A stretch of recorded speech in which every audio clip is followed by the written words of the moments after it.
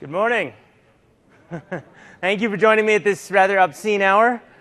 I'm really glad to see so many people are interested in this topic. Since SQLCLR was first introduced back in SQL Server 2005, I've been rather obsessed with it.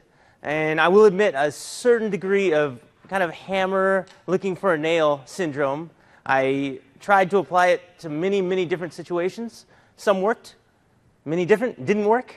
And over time, I realized that, at least for the kinds of work that I do, SQLCLR is a fantastic performance tool above all else.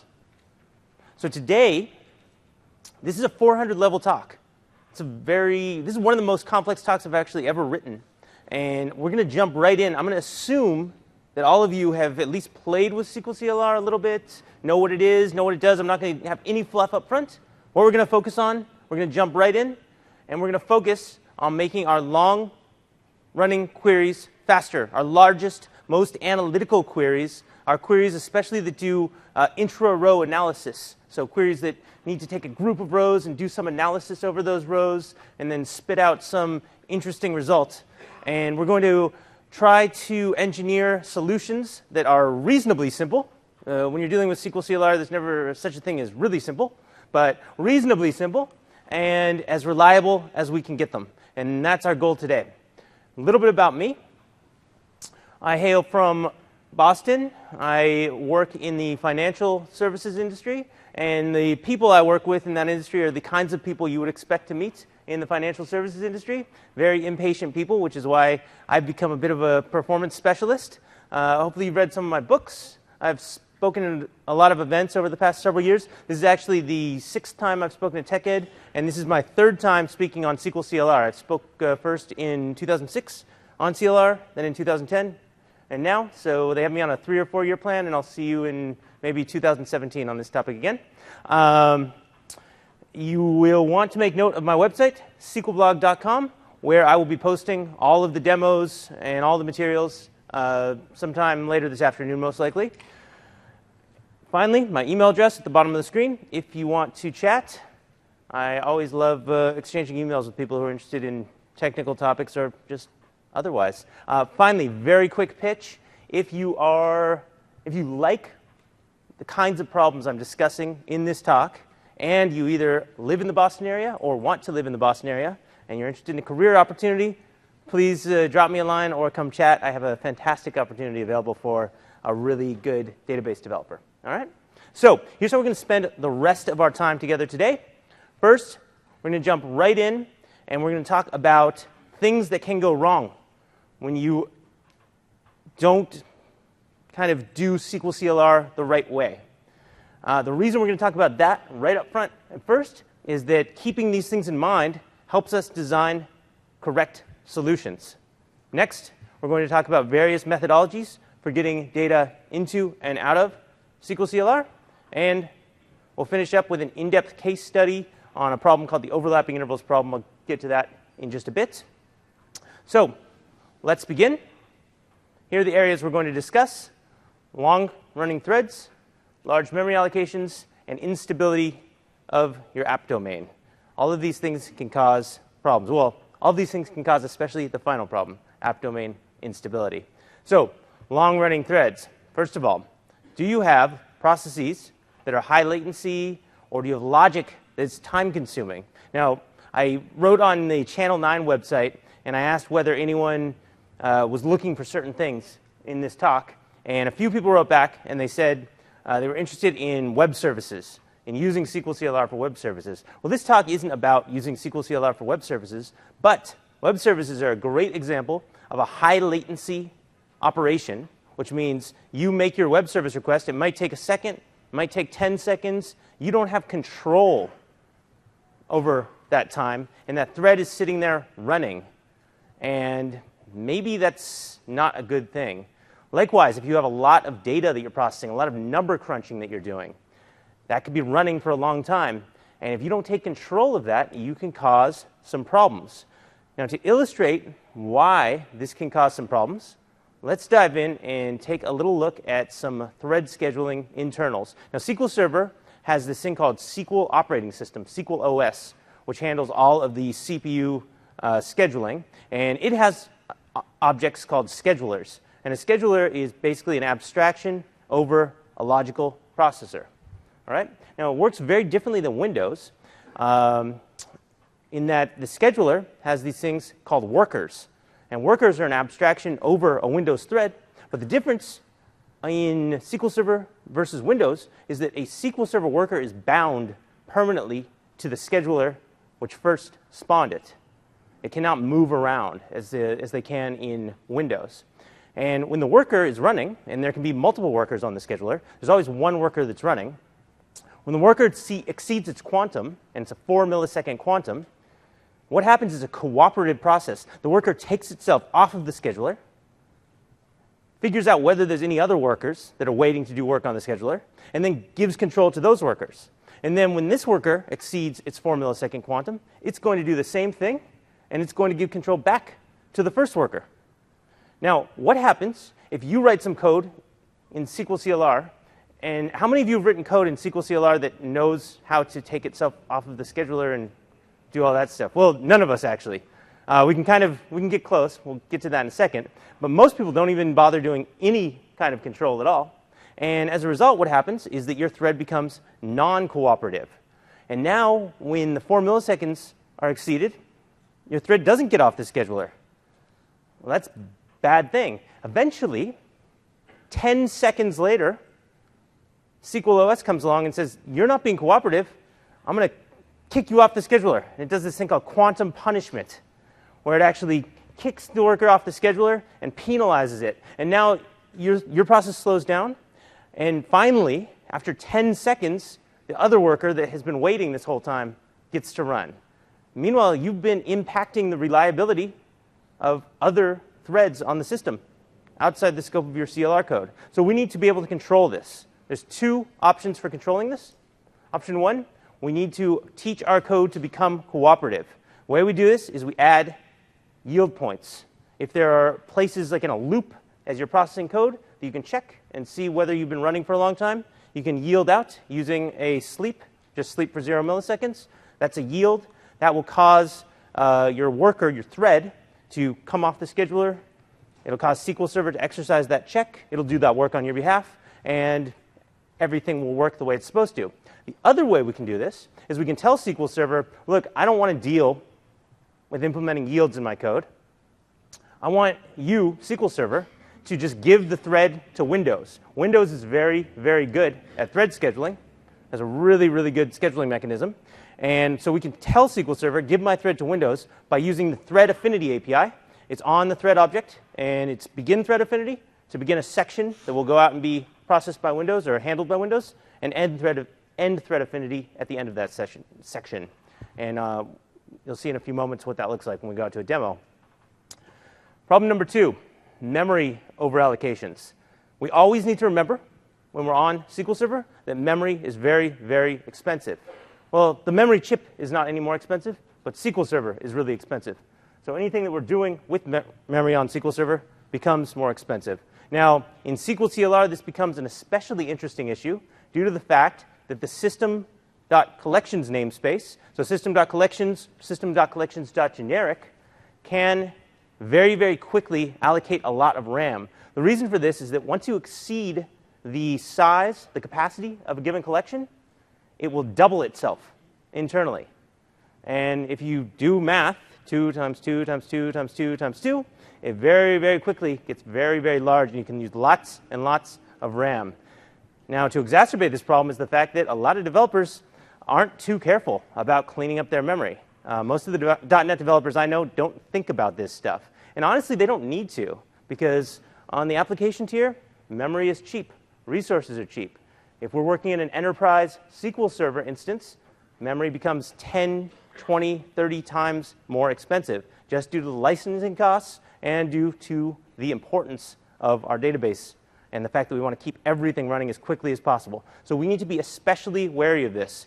Adding to this problem is something called the large object heap. And let me give you a quick overview of what the large object heap is and why it's an issue. On the CLR side, there's two main memory regions. There's a stack.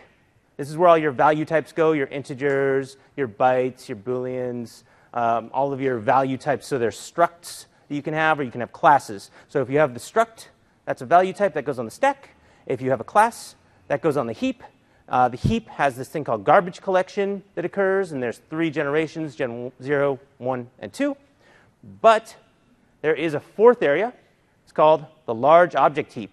Anything over 85,000 bytes automatically goes on the large object heap. That means a collection over around with more than around 10,000 objects will automatically go on the large object heap.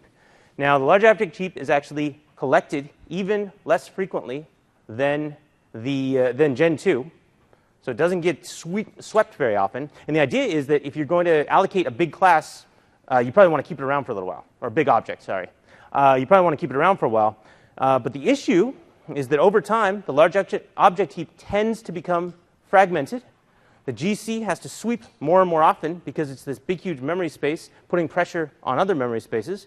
And so what I've seen in real systems where too many objects are going on the large object heap is overall performance starts draining as the GC spends more and more and more time trying to clean up and trying to get enough memory. Eventually, if this gets really extreme, SQLOS will detect a memory leak, or what it thinks might be a memory leak, and just go ahead and recycle your app domain.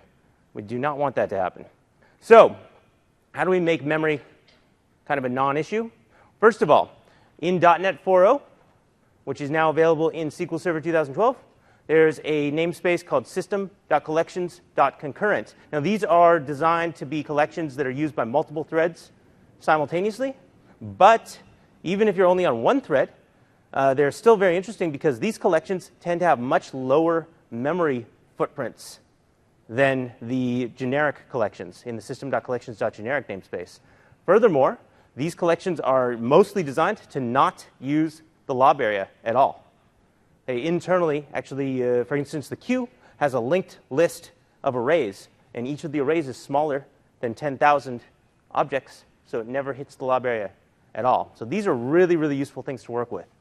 Another thing, do your work in smaller batches if possible. If you're processing 50 million rows, perhaps you can pre-process in smaller batches and then put the results together or something like that, rather than bringing all of those rows into the CLR space, running a huge process, and then spitting out.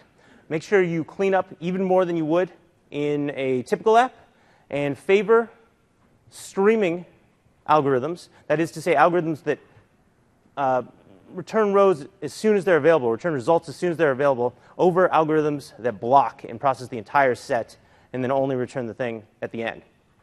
Now, the final issue that we might face is app domain, well, I should say instability, lack of app domain stability. So once again, our CLR runtime is controlled completely by SQLOS, and SQLOS can and will recycle your app domain if it detects what it considers to be an issue.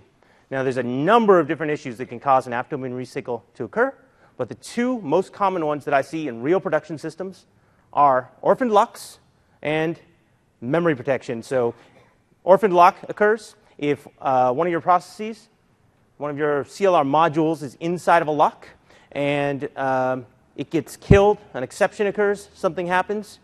What the hosting runtime will often do is this thing called a rude abort, where it'll just kill your thread outright.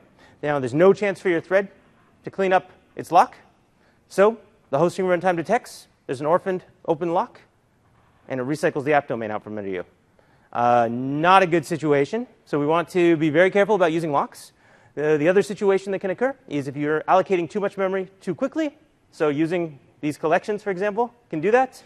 The runtime will once again say, oh, this looks like a memory leak. Let's just recycle the app domain to be on the safe side. Now, usually, or I should say sometimes, if the app domain gets recycled, your requests simply get routed to a new app domain. But if you're referencing some memory in the old app domain, now you're going to get an exception. So a lock held by one process can cause an exception to occur on a completely different and unrelated process. Not a good situation to be in. So we want to be very, very careful there. All of this is exacerbated by these things called attention events. You know that 30-second timeout in ADO.NET? And you know that stop button in Management Studio? Those are the same thing under the covers. What those do is raise an event on the SQL Server side. It's called an attention, and it tells SQL Server, the client no longer cares. I'm going away. Clean up for me, please. When SQL Server gets an attention event, its job is to clean up and get everything back the way it should be. If you have something running in the CLR space, that's when one of these rude aborts takes place. It does not give your thread a chance to clean itself up. It just kills you, and you move on. So you need to be very, very careful with that situation. Now let's jump out to a demo.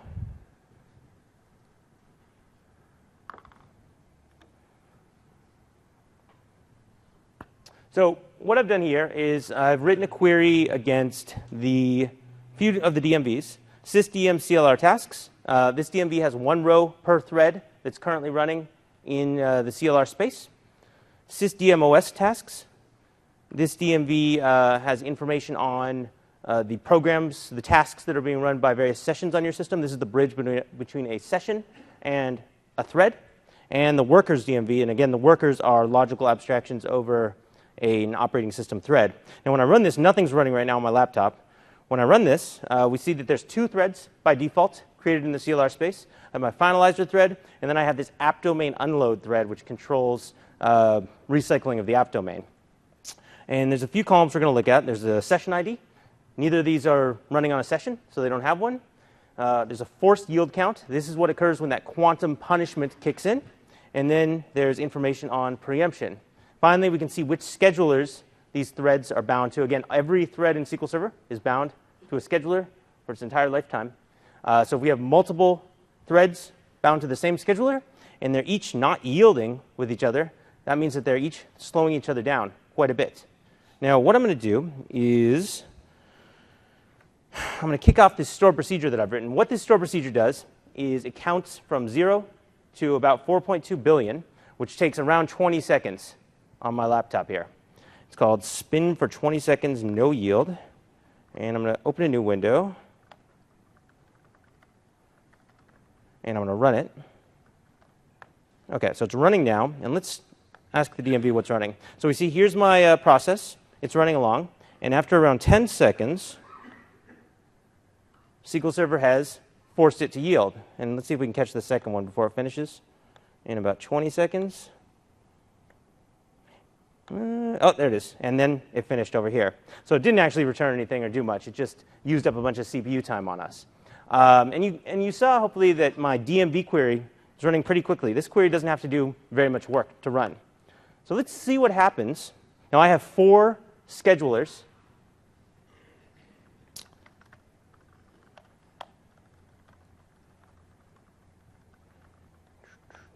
I have 4 schedulers, 0, 1, 2, and 3, which are visible online. That means they're available for user queries. I have 4 of them. And I'm going to open this program called SQL Query Stress. This is a load tool that I wrote. It's going to be included with the download as well. And what SQL Query Stress will do is it'll run whatever SQL you give it as many times as you want on as many threads as you want. So here I'm telling it to run my spin for 20 seconds, no yield store procedure. We'll run the other 2 in just a moment. I'm going to run it 1 time each on 4 threads. So we're going to fill up all the schedulers that we have and run this thing that's going to consume 20 seconds of CPU time per scheduler. Now, pretend like this is your web service call and that you just had 4 people call into it. I'm going to hit go. And let's go back to my DMV query. And when I run it right away, look how long it's taking. This query is not doing any more work than it was before. It just literally doesn't have time to run. It can't get on the scheduler. It can't get CPU time because my processes are not following the rules. They're not being cooperative. And you can see SQL Server has started to punish my processes. And that's what it'll do. But I basically impacted reliability of my entire system by having these processes run. That's not a good thing. We need to get out of that business. So, as I said, we have 2 options for doing this. Option number 1. Here's another store procedure I wrote. It's called spin for 20 seconds and yield. And what this does is it counts from 0 to 320 in this outer loop. And then it counts from 0 to this number in the inner loop. This number is 4.2 billion divided by 320. So I've just broken up the work into 320 pieces. And every time through this outer loop, we're going to go ahead and yield. Now, this is kind of a simple example of how you would do this. In reality, you would probably need some kind of timer or date time or something like that, and you'd want to check and see when you need to yield. Now, notice I'm not yielding every 4 milliseconds. I'm only yielding once every 1/16th of a second. Now, I decided maybe that's enough for my idea of what I need to be reliable. If you really want to play by the rules, you should try to stick as close to 4 milliseconds as possible, but maybe you don't want to stick that close depending on your requirements, and maybe you want to give your CLR tasks a little bit more time to finish. And I think that's okay, but I'll leave that decision, it's not advice. That's just opinion. So that's my yield one. Now, a simpler way to do this is, again, to just give it to Windows. So this one, spin for 20 seconds preemptive, this has the same algorithm as before, count from 0 to 4.2 billion, but I've wrapped it in an affinity area. So as soon as the thread calls the begin thread affinity API, it goes preemptive. It's no longer being cooperatively scheduled. It's now under Windows control. And at the end, you have to call end thread affinity, or else you'll get an exception when the store procedure returns. So let's go ahead and run each of these. I'm going to start with the yield one. I'm going to hit go. Go back to my query here. And you can see that I have my processes running, and my DMV query is returning really quickly. The reason is these things are yielding in and out. There's no forced yield that needs to take place. Everything's just good and operating the way it's supposed to be. These are acting just like SQL Server threads are supposed to act, and all is happy and good in the world. Now, another way I could do this, if I'm either, it might be difficult to put in good yield points. And this is why I like to kind of just set things preemptive. I just write my algorithms the way I need to write my algorithms and let them go and let Windows handle it. So that's my preemptive one. This has the same basic effect, which is to say everything runs quickly. And we can see in the DMV that these threads are preemptive. They're just being handled by Windows. And they'll run in whatever the Windows quantum happens to be. The Windows quantum depends on your operating system version and your hardware and some other things. So anyway, either one of these solutions will work. You just kind of need to decide what's right for you and for your applications. And you need to make sure that if you have long-running threads and a lot of complex logic, that you choose one of these options. So the failure is to not choose and not do either of these. That's when you get yourself into trouble. And unfortunately, I have learned that the hard way. I've crashed a server from time to time. I'm not too proud to admit. But don't do that. All right? Anything I can clarify on either of those things? Over there? The question is, why wouldn't you just run everything preemptive? And the answer is, A, I do run most things preemptive. And B, some things you don't need to run preemptively. If you have processes that go in and out of logic very quickly and return results, every time that a result gets returned to SQL Server, like from a store procedure or a table valued function, for example, SQL Server will automatically internally do its own check because it takes back control briefly from your CLR thread. So if you have processes like that, you don't need to worry about this stuff. You do need to worry about this stuff if you have long-running threads that are sitting in the CLR space, not interacting back and forth with SQL Server for long periods of time. For example, high-latency web service calls. Make sense? Or database calls to external databases, things like that. Yes. The question is, how does the preemptive thread react to an attention event? The answer is the same way as any other thread. And actually, let's take a look at an attention event. Good question. So I've written this other thing. I wrote this table value function called getNumbers. Guess what it does? It gets numbers. You pass in a starting number and an ending number. It counts between the starting number and the ending number, and it returns whatever the number is. So it gives us a table of numbers. I've written this other store procedure. It's called enter, monitor, and sleep. It creates a new object. It takes a lock on that object, and it goes to sleep for 30 seconds. Now, as you can see, this object is local to this method. And the numbers generator has no idea what this object is, no idea that this lock is going to get taken. There's no interaction between these two things, except they are in the same app domain. They're in the same assembly. Well, let's go out to Management Studio. And I'll close that down. I'm going to grab this and throw it into a new window. And I'm going to ask for all the numbers between 1 and 10 million. That's going to take a decent amount of time to return. That starts going. I'm going to go over here, and I'm going to enter my monitor. I now have my monitor entered, and I'm asleep. I'm just going to hit stop. My query is canceled, and look what happened over here. Ouch. Moral of the story? There's a reason that locks are in the unsafe mode. You can use them, but you run a risk of getting an exception. If you need to use a lock, be very, very, very cautious with it. Make sure it's going to be very quick to reduce the possibility that one of these root aborts is going to kick in and orphan your lock. Make sure that your application, if it's talking to CLR code that uses locks, has some kind of retry logic or something else, so that if one of these framework abortions occurs, your application can just resubmit the query and try again. CLR can be very, very, very stable, but if you start doing really advanced things, you can run into some problems where you kind of make it less stable than it has to be. That answer your question there?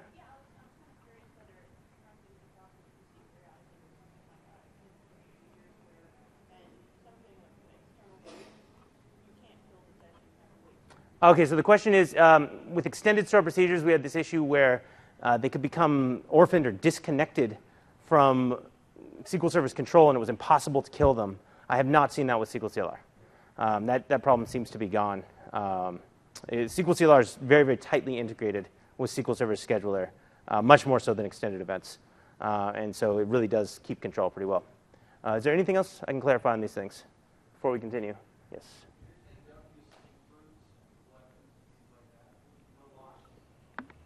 Am I saying not to use locks? I'm saying to be very cautious with your locks and avoid them if possible. There's this whole school of thought right now around lock-free programming. This might be a good time to kind of start studying that, if possible, and learning how to interact. There's a namespace called system.threading.interlocked. And if you use that, it doesn't use locks, and you can still do kind of thread-safe operations without locks. And not run into this problem. It's when you kind of have monitors and it's being held for a little while and you get a thread abort that this will occur. So.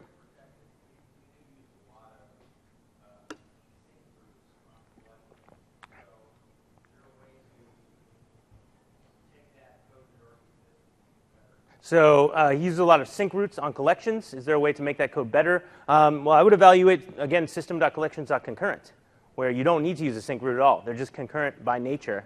And most of those collections are non-locking. Unfortunately, the dictionary does use locks. So you do need to be careful with that one. But like the queue and the list, I believe, are lock-free. So you don't have to worry about those quite as much. So unfortunately, there's no easy solution here. Again, it's a trade-off, though. If you don't mind a little bit of potential for instability, then maybe it's OK.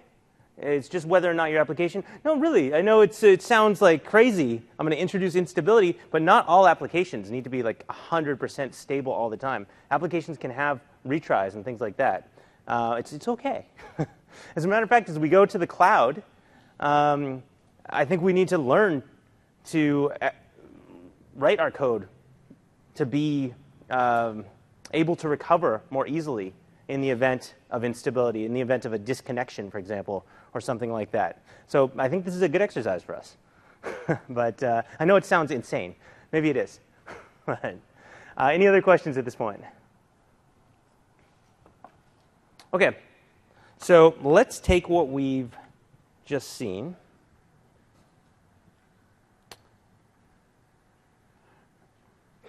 And let's apply it. And let's look at some methodologies for getting data in and out of CLR on kind of a table-valued basis. So before we talk about CLR itself, we do need a baseline. And our baseline, of course, will be a T-SQL query. That's obviously the simplest way of getting data in and out of our database. Our application calls a query. The query takes the data off the disk or whatever, passes it back. Well, this has some advantages. This is obviously the most simple SQL Server construct.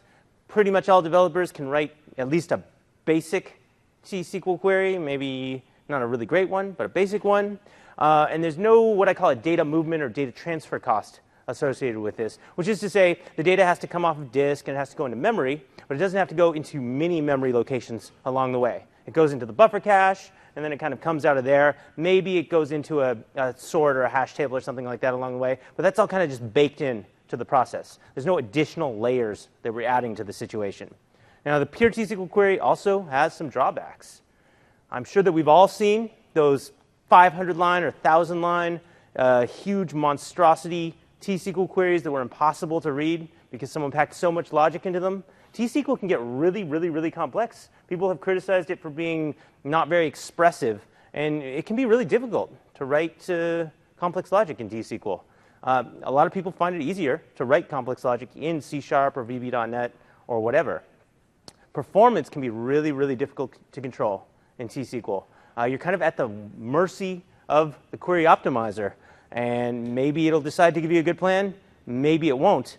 If you write your code in C# or something like that, if you get good performance, that's your fault. If you get bad performance, that's your fault. But at the end of the day, it's your fault. You're under control, and you can maybe make it better yourself without worrying about this third-party component.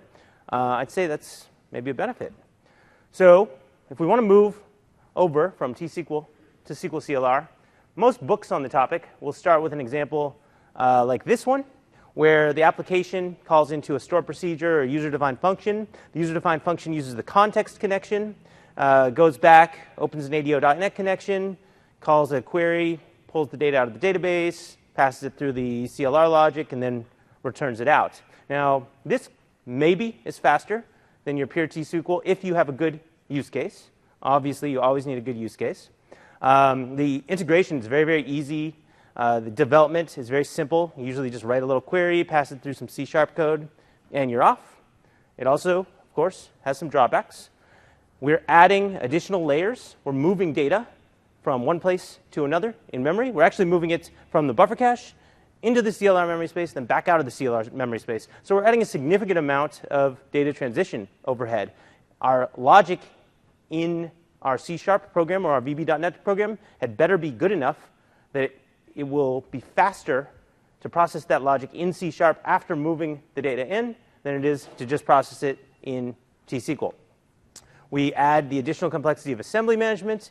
And the biggest problem for me with this model is that it is inherently single-threaded. The context connection can only run on one thread at one time.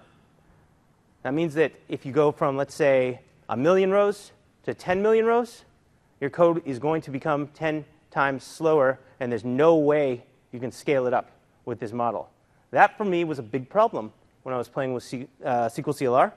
So about 5 years ago, I started messing around, and I thought, what if my application calls my stored procedure, and I plug a threading library in there? And what if I teach that threading library how to go out and talk to ADO.NET and run a select, and then I could have it go out and talk to ADO.NET on a second thread, or a third thread, or as many threads as I want, and now I can scale the thing up. Now, instead of using the context connection, I have to use a loopback connection, basically just an ADO.NET connection back to the same database I'm in. So I'm adding quite a bit of additional complexity here and breaking a lot of the rules that we're supposed to follow with SQLCLR, but I can get really great performance, and I can scale up to as many CPUs as my server has available. Pretty nice. Unfortunately, I've added an extreme amount of complexity, and this feels really, really dirty. Suffice it to say, I think I broke every single unsafe rule. I'm using threading, I'm using synchronization, I'm using all this stuff. I wrote this pre.NET 4, so I had to handle all the threading myself, and things got hairy at various points in time. But I did use this on several projects, and it actually worked reasonably well. Well, I started thinking, how can I make this better? And so I sat back at some point, and I said, what are my actual goals here? My actual goal is to read some data in, analyze that data, I want to return a table-valued result, and I want scale, I want parallelism, so I can make things really, really fast. And I had a bit of an epiphany. I realized that we had a CLR module already that does most of that stuff for us right out of the box with no unsafe code at all. And it is the user-defined aggregate. By definition, an aggregate reads data in, reads it a group at a time, actually. So it's really good from a memory perspective, because we can process our data a group at a time. By definition, an aggregate does analysis. By definition, an aggregate is plugged into the query processor, so it can exploit parallelism without us really doing much. Unfortunately, by definition, an aggregate does not return a table. It returns a scalar.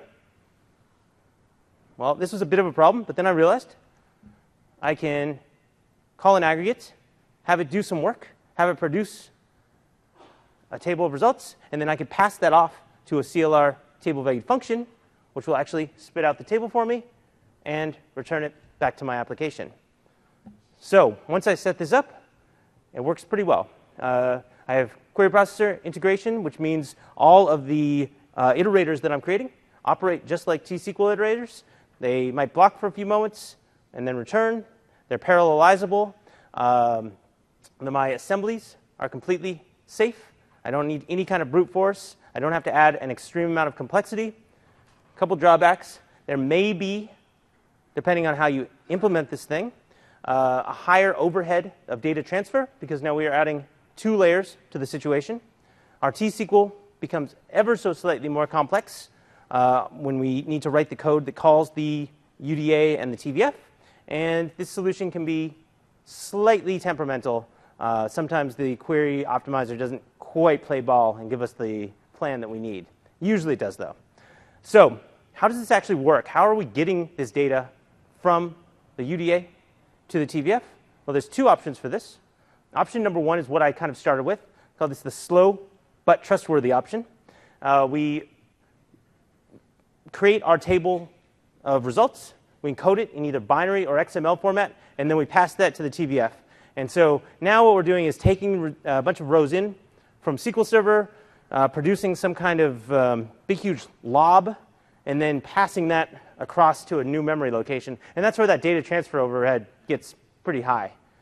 This works. It's really, really safe, but it's really, really slow. Option 2, much, much faster, but ever so slightly, maybe it's not dangerous, but maybe it's slightly scary. We hold the data in memory, call into the UDA, hold the data temporarily in memory, call into the TVF, grab it out of memory, return it.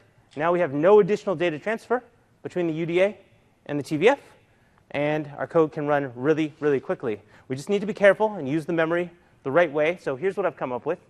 First of all, we need to store the data somewhere in a static collection. Maybe you could use a concurrent collection, or I'll show you one that I've implemented myself, which uses some lock-free methodologies. We need to put that somewhere. And then in our UDA, we need to generate either a GUID or an integer key to call into the collection. So we're going to store our results temporarily in a centralized static collection. We're going to key off of them. And then once we're inside of the TVF, we're going to grab the data out and pass it back. All we need to be aware of is this SQL Server feature called partial aggregation. This is a parallel plan feature where SQL Server takes all the results off of your table on whatever thread the results happen to be on, or the data happens to be on, aggregates it partially, kind of halfway, and then repartitions and reaggregates. You'll see in a few moments what that actually looks like. It works really, really nicely for aggregates like sums and counts and averages and things like that, where you just add the results back up. But if you have a table of results in memory, that can get really, really significant, and we can crash the app domain if we put too much memory in there all at the same time. So we need to avoid this feature, and you'll see how to do that. So let's take all of these techniques and let's apply them to a case study. And there's a problem called the overlapping intervals problem, which we'll take a look at. When I was writing this talk, so basically I work in, again, the financial services industry, and I apply a lot of these techniques to very proprietary algorithms. So when I was writing this talk, I was kind of brainstorming, what am I going to show that's a little bit more generally applicable? And I realized that a lot of my algorithms quite often have to deal with overlapping intervals and date ranges. And so I kind of abstracted that out of the proprietary parts and put it all together. So here's the problem in a nutshell. We have a bunch of intervals. So intervals are data with a start date and an end date. Maybe they're users using an application. Maybe they're customers going to a store. In the example that we'll see, they're going to be people staying at hotels. So a bunch of people stay at the hotel each night. There's check-in dates, check-out dates. And so there's a bunch of intervals, and they all overlap. Now, logically, what we want to do is we want to count how many intervals are active at any given point. So what we need to do, logically, is we need to find the start and end point of every interval, and then we need to start counting. So we go to the first subinterval, and we say, OK, there's one interval active here. Then we go to the second subinterval, and we say, OK, there's 3 intervals active here.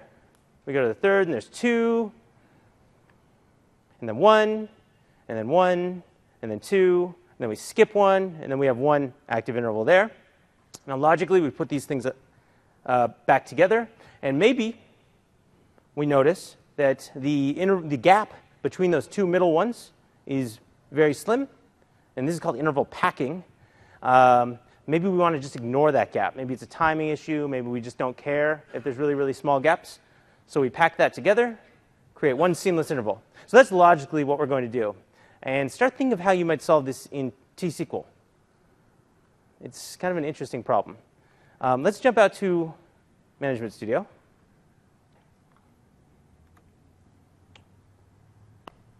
So I created my database. It's called Hotel Sample. And it has a table called Hotels. And the hotels have names and addresses and cities and states and things like that. Then they have a number of rooms that are available each night. And then there's another table called Hotel Stays. And the hotel stay has a stay identifier, a hotel ID, a check-in date, and a checkout date. So let me just show you. There are 4,000 hotels. What I did was I actually did some research, and I found out that the biggest hotel chain in the world has about 4,000 hotels with about 600,000 rooms in total.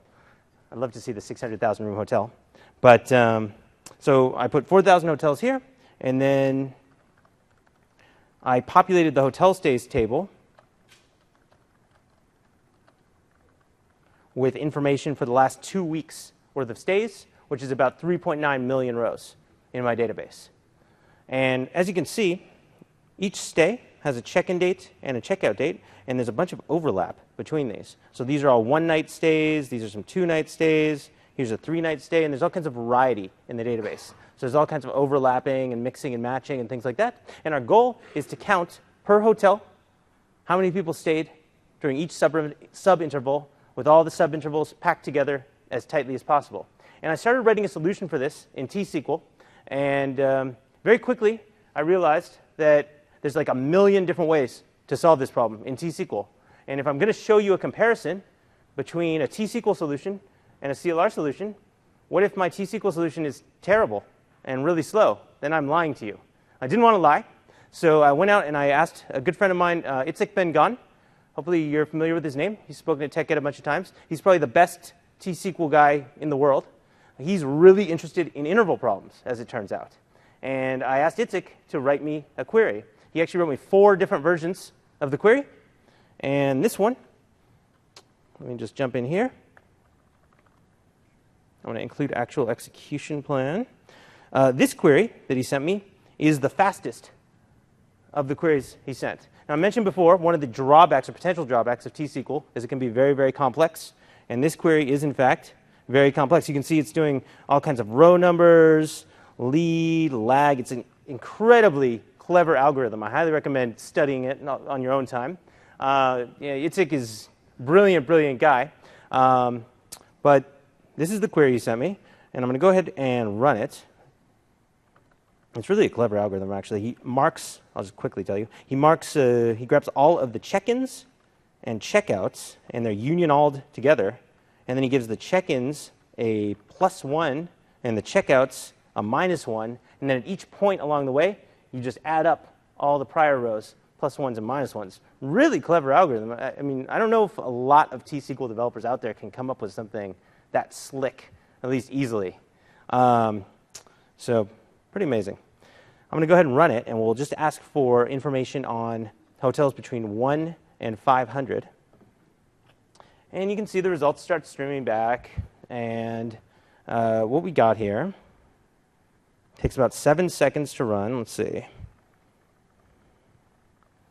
Well, okay, that's weird. So Management Studio is reporting 7 seconds, but SQL Server reported 5.6 seconds. So we'll trust SQL Server on that one. Maybe Management Studio was a little slow to render the data. If we go over to look at the execution plan, it's kind of a serial plan. Start with the hotels table, do a nested loop. So for each hotel, we go out and run this big, huge subtree with the stuff. All of this big stuff happens, and all the results are tabulated, and they come back, and we're happy. So what I wanted to figure out first of all, and what I always want to figure out when I'm creating a SQLCLR solution, is whether it's a good idea to even start implementing the solution. And as I mentioned before, when we move to SQLCLR, there's a major data transfer overhead that we're adding.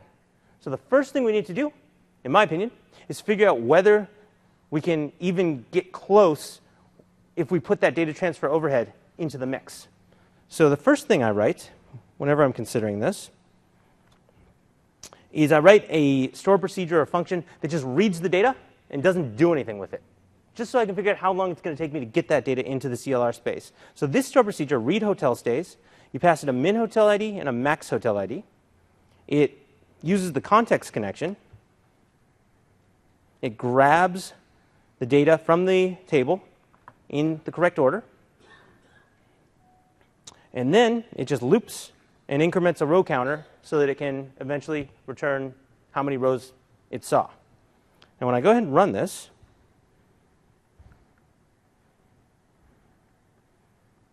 I'm going to run it for 500 hotels.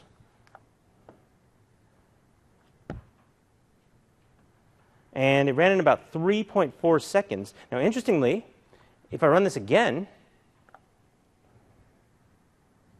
it runs in only 1.8 seconds. That's a lesson to be learned there.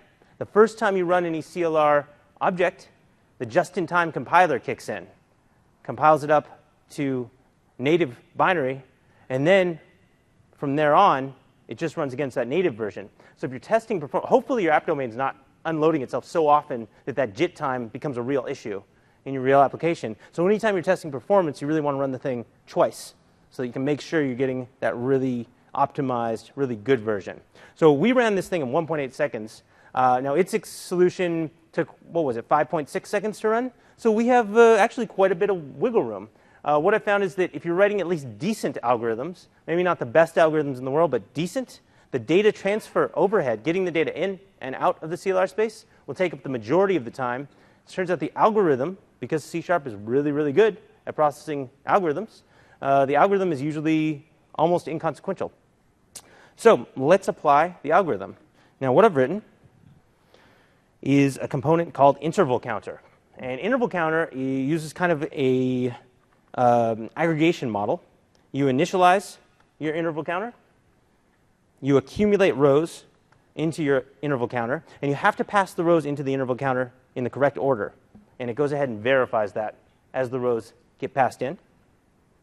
When you're done passing rows in, you terminate, and it gives you back a stream of results.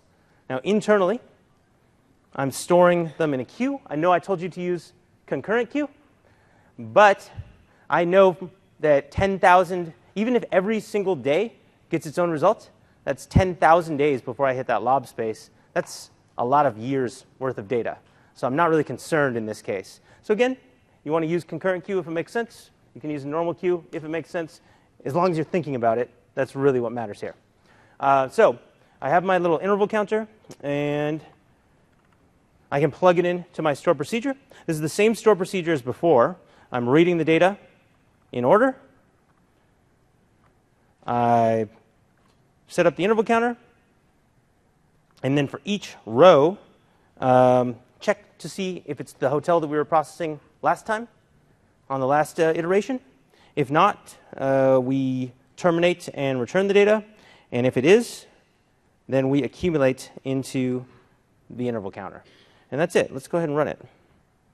So get hotel stay interval counts, 1 to 500. Not bad. We just dropped the query from 5.6 to 2.8 seconds by applying the logic in C# instead of T-SQL.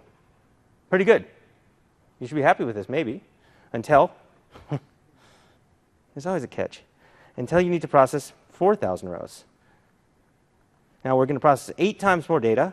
Is its query going to take 8 times longer? Let's find out.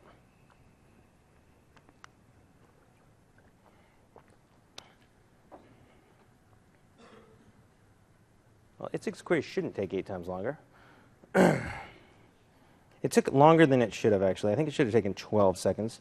But it took about 17 seconds to run. And notice it's consuming 49 seconds of CPU time. Well, that's because it's running now using a parallel plan. And we can see this because we have these little yellow parallelism icons. So it was able to use a bunch of threads on the server and take advantage and scale up so that it's not running 8 times slower anymore. Unfortunately,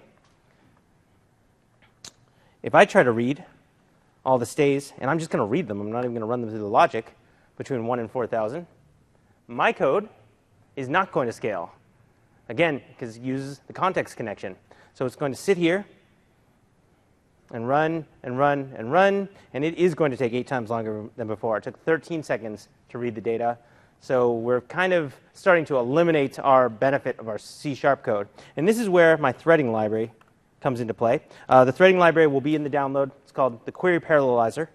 And what it does is you give it a min hotel ID, a max hotel ID, and you give it the number of threads. And you create this object called Query Parallelizer. And you give it the type that you want it to return. The Query Parallelizer takes a query as its input, and the query includes a between predicate on whatever you want to process on. And you say, OK, I want to process all of the hotels between this number, and I want you to do that work on this many threads, and I want you to pass the results as they come off the query through this enumerable. Now what the Query Parallelizer does is it spins up as many threads as you ask for, and it splits the input range evenly across all those threads, and each thread gets its own subrange. And then the results are all merged back through a lock-free data structure and passed back to the caller so they can be streamed back to the application. So when I run this, and what I'm going to do is I'm going to do hotels between 1 and 4,000. I'm going to give it the number of threads that's set in my max degree of parallelism at the server level. So it's going to get the same number of threads that the T-SQL query got. And I'm going to call it. And now, not bad, 4,000 hotels processed in just about 3 seconds. So significantly faster. Unfortunately, as I said, I feel really dirty at this point in the game. I don't like myself. My server doesn't like me either, because I'm basically treating it like garbage. And so what I want to do is come up with maybe something a little bit more balanced, maybe a better approach. And so, again, I came up with this UDA idea. And what I've created, and once again, is a version that reads the data. I want to see whether my data transfer overhead is decent or not. So I created a read-only interval aggregate. And I accumulate starts and ends. And all I do is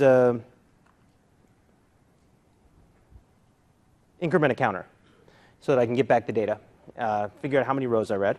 And I'm going to go ahead and call that. I'll ask for data for hotels between 1 and 500.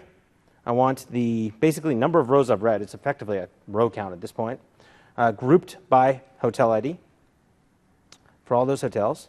And when I run that, I get back my data pretty quickly. It read all 500 rows in, returned my results in a mere 664 milliseconds. So I know I have a lot of wiggle room if I want to beat that T-SQL solution. So I'm looking pretty good.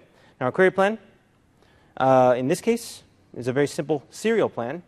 The tricky part comes if we make it into a parallel plan. So if I go up to 4,000, the query processor is going to do the right thing for me. And it's going to automatically figure out, OK, you're processing more rows. Maybe you can benefit from parallelism.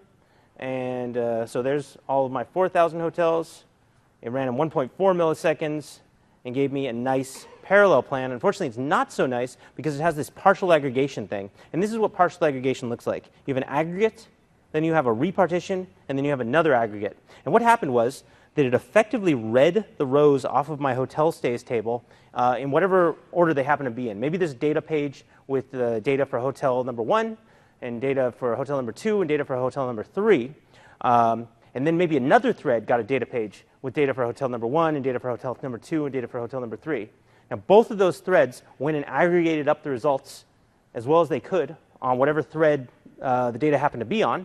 But then to get the final result, we need all the data for hotel number 1 on the same thread, and all the data for hotel number 2 on the same thread, and so on.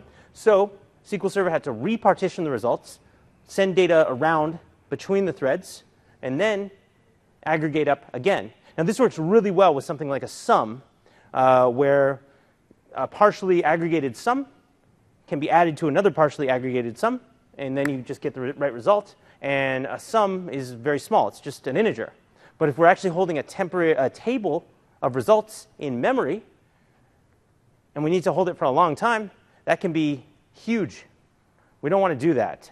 We need to make sure we're processing our data in SQLCLR in a piecemeal fashion. So if we want to get around this, what we need to do is use the cross-apply operator. And what we do is start with the hotels table, and then we cross-apply into our logic. And what this does, and we correlate in here. So instead of just grabbing data straight from hotel stays, we grab from hotel stays where hotelstays.hotelid equals hotels.hotelid. And what this does is it comes up with a loop join plan. Let me show you what it looks like. So in our loop join plan, we grab the data from the hotels table, then go into this loop. And so for each thread will have some hotels, and each thread will start looping one hotel at a time and do the work. Now in here, and I'll show you what the query looks like in a second, we seek against the hotel stays table. The data gets passed to our UDAG just for whatever hotel we're in the loop for. Then the UDAG result gets passed to the values table valued function and gets output. Now let me show you what the T-SQL looks like, and then we'll look at the C# code and finally run it. So what the T-SQL looks like is we grab data from hotel stays, and we need the data to be ordered to be passed in to our user-defined function. It expects the data in the right order. And the way that I enforce this, now I know that it's going to work because I have an index in place, but what if I wasn't sure if that index was going to stay around, and I didn't know if it was going to always read from the index in the right order, and so on and so forth. So the way that I implement this is I force my user-defined function, interval ag in this case, and to take as its input a row number from the outer query. So for each hotel, it's going to go to the hotel stays table, calculate a row number, and then pass that row number to my aggregate. Now the row number has to be calculated prior to the aggregate getting called, and SQL Server has no choice but to calculate that row number and to order the data correctly in order to calculate that row number properly. So the data, by definition, has to be ordered if I put the row number in there. So that's how I enforce that. Then we call the aggregate, and the aggregate in this case just returns an integer. Now SQL Server doesn't know what this integer is. The integer, as it turns out, is always going to be 0. We know this, but SQL Server doesn't know this. So we return this integer, and the integer gets passed in to our table value function, which is interval values. And interval values uses that integer to go out, grab the values from memory, and stream them back. Now on the C# side, let me show you what this looks like. Here's my aggregate. Now my aggregate internally has a collection of interval counters, and the collection is on a type called boundless array. Boundless array is something that I created, and it's a collection that's designed to look just like an array, but with no begin or end bounds. And it automatically populates only as many slots as you actually use in a sparse fashion, though. So you could have slot number 1 populated and slot number 2 billion populated. And instead of having 2 billion actual slots in memory, you only have actually about 1,000 slots in memory because it does it on a little bit more granular basis, or a little bit less granular basis.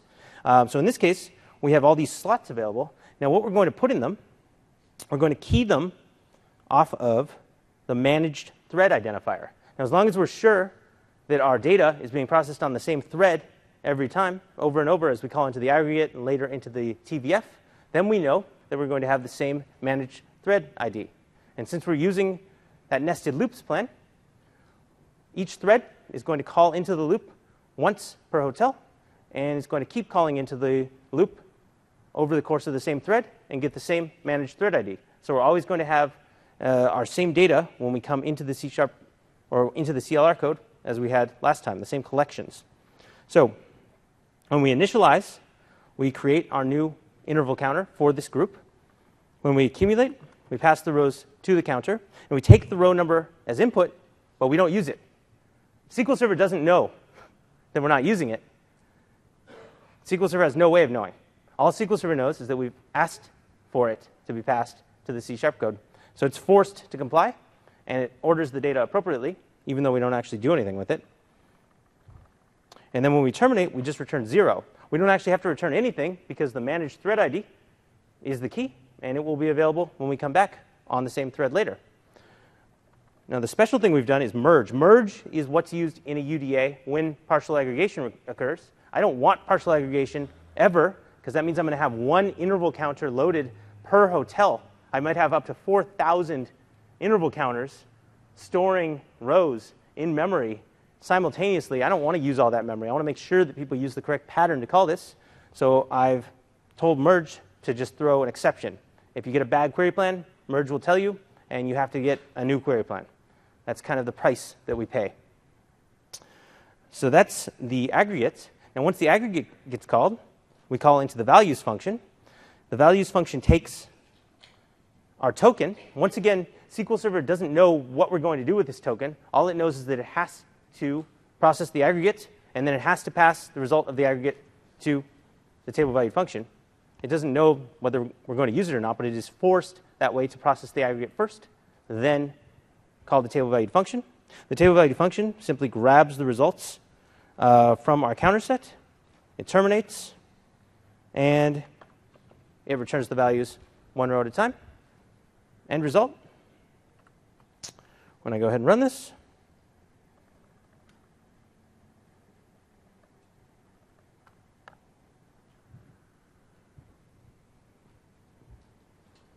nice parallel query plan, completely safe and integrated code,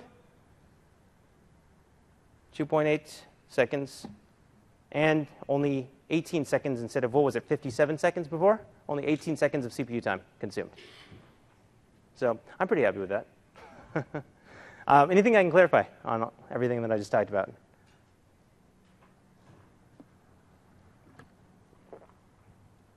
In the back?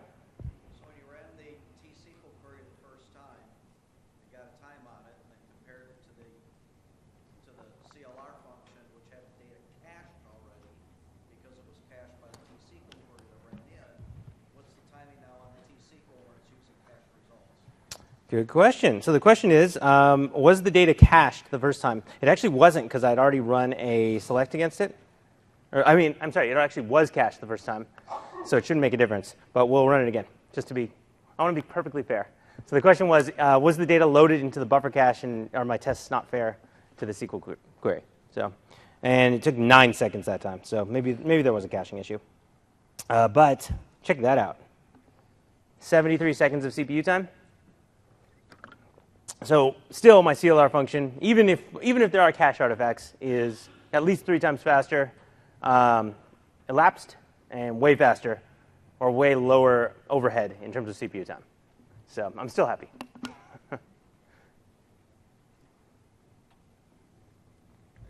Just a quick question, optimization question. So the, I think it was the interval ag that's not used, but we're faking it out. Passing it as an int32. Is there any reason not to send it as a bit, maybe? The question is, the interval ag, we're returning an int32. Could we return a bit instead? Sure, if you want. I mean, Is it more optimized? is it more optimized? I seriously doubt you're going to. Data back and forth and then initial Right. pull. I seriously doubt you're going to notice any difference there. So, but you know, give it a try. Let me know if it works out for you. So, yes, sir.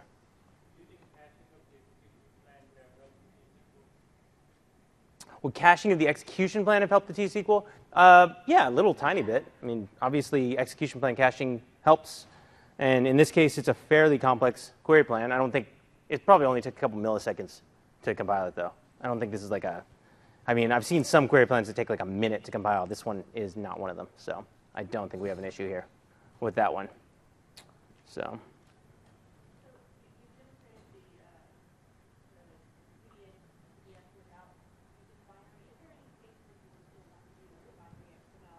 So the question was, I demonstrated using the TVA and TVF without using binary or XML return. Is there any case where I would want to use that? None that I can think of. This is, as long as you're calling this, again, on a granular basis, and you're being careful to not get partial aggregation, I think you can safely use that memory.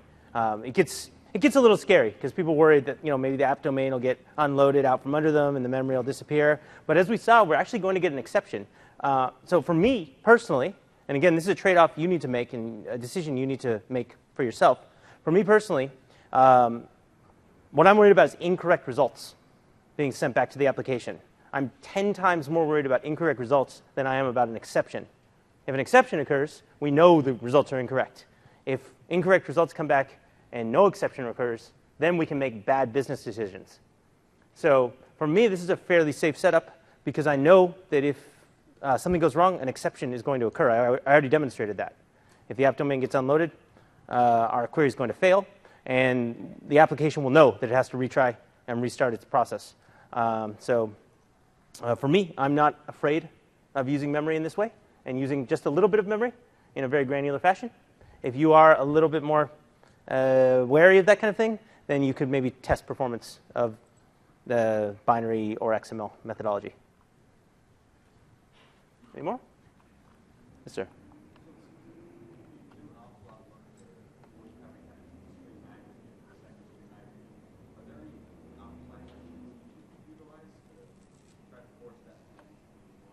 Yep, the question is, I've done a lot of work to avoid that stream aggregate. What can you do on the optimizer to avoid it? And again, the key is to use the apply operator. Where did my query go? So the key, again, is that we start here and we apply into the inner query. Now, the apply operator does not have to optimize to a nested loop, but we can do something to force it down that road, which is we can put a top right here. And you just put top in a big number, like 2 billion. Now, logically speaking, there's no way, at least no method I can think of outside of like quantum computing or something, to logically for the query processor to count a top number of rows, regardless of what that number is, per hotel, without going one by one through each hotel, coming in here, counting the top, and coming back. And we know there's going to be fewer than 2 billion rows, but once again, the query processor doesn't know that. It actually has to, if I run the query plan here, and the top's not needed in this case because we did get the right plan, but if I run the query plan here, it puts the top there. We know that there's no way there's going to be 2 billion rows there. The query processor does not know that. Our contract with the query processor is such that it absolutely has to verify that. So that's how you 100% make sure it's going to do that and give you the right behavior. So I wouldn't always use it. I mean, it doesn't really matter. It's a very cheap operation anyway, but it adds a tiny bit of overhead. Any other questions?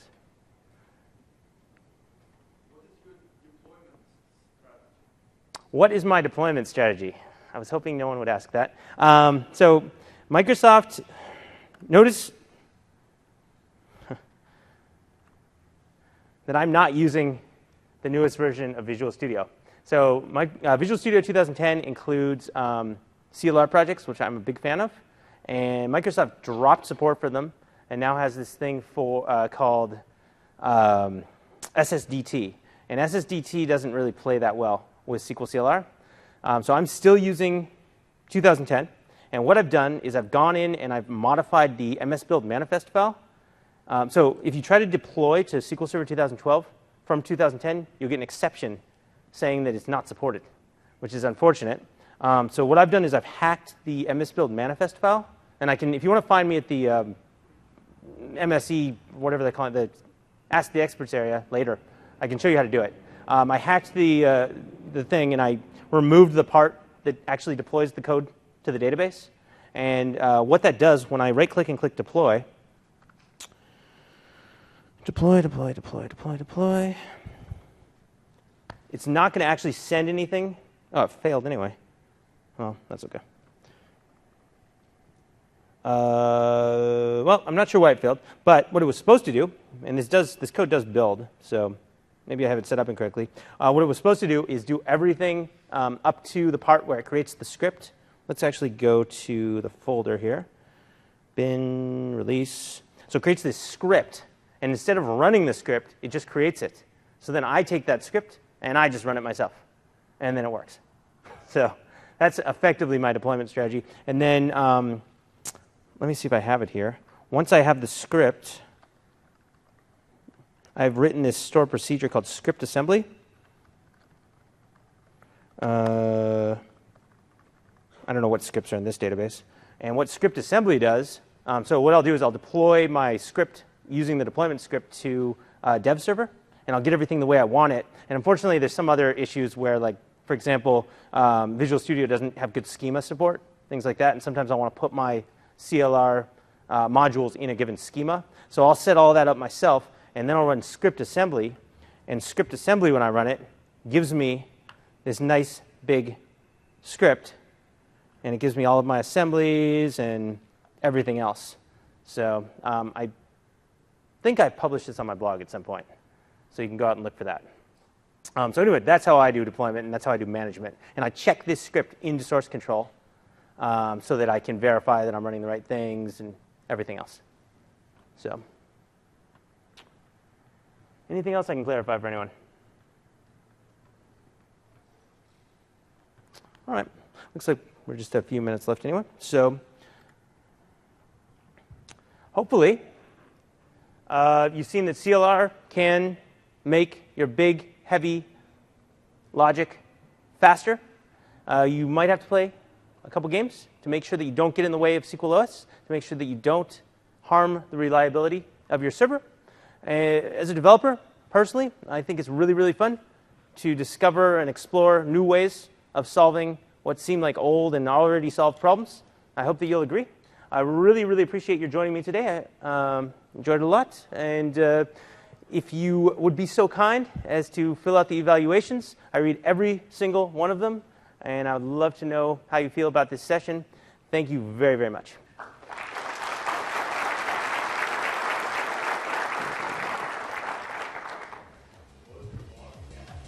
SQLblog.com to grab the demos. They'll be posted probably, we'll say within 3 hours.